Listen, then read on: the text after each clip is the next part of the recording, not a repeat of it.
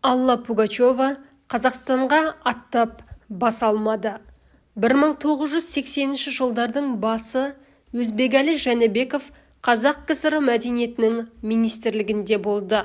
Бірде сол жылдары аты әлемге жайылған, әсіресе СССР елдерінде зор атағы бар Алла Борисқызы Алматыдағы Ленин сарайында, қазіргі Республика сарайында жеке концертін өткізеді.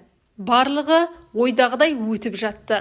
Алайда көпшілік халықтан әбден мезі болған Борисқызы сахнаның артында өзінің микрофонының қосулы қалып кеткенін аңғармай, «Ох, как надоели мне эти бараны» деп айтқан сөзін бүкіл халық естиді. Зал гу ете қалады. Кейбір көрермендер мұндай құрметсіздікке шыдай алмай, орындарынан тұрып кетіп қалады. Сол түні Пугачеваның айтқан сөзі министрліктегі Өзбекәлі Жәнібековтің құлағына жетеді. Міне, сол түннен бастап Пугачева үшін Қазақстанның есігі жабық болды. Сол күнгі концерт теледидардан алынып тасталынды.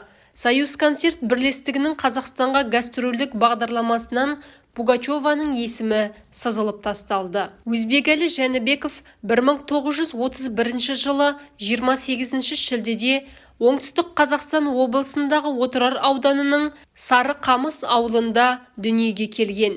Өзбекәлі кеңес билігімен жиі сөзге келіп қала берді.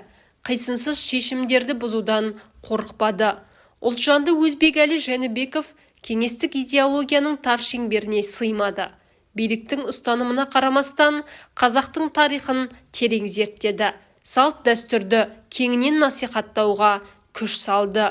Содан оны ел астанасынан шалғай жерге жіберді.